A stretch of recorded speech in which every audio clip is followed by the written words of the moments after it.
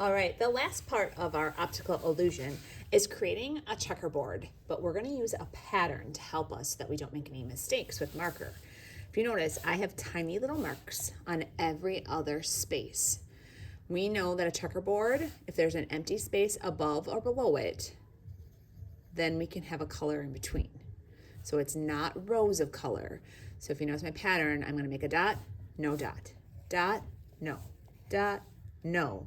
When I start my next row, I'd have a dot there, but not in that space below the dot above it. I like to do one triangle at a time, making sure everything's lining up. Then I can move to the next corner.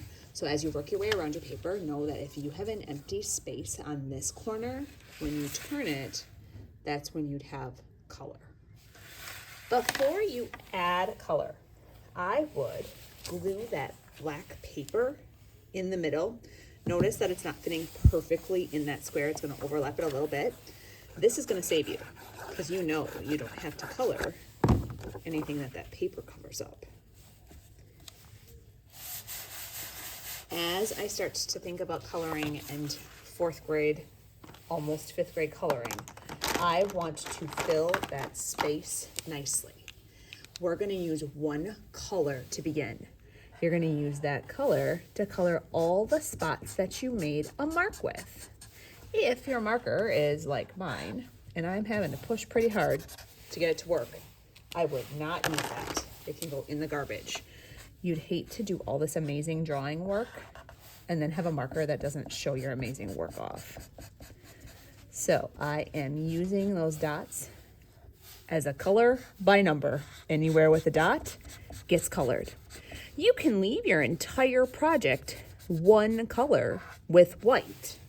Or if you look at some of the examples on the smartboard in a minute, you'll see that some people work faster and they might finish that first color and say, hey, I kind of want to color a second color and not just have it white. That's a choice. When your entire project is covered, you can also add your picture. So with your picture, you do not have to cut out perfect. I am following this person around. I'm just rounding around their hands. I'm not worried about cutting every space perfectly. And then you get to decide how you're going to glue yourself into that black paper. I'm not worried about the space between the legs. If I cut that, I think I'm gonna make some mistakes.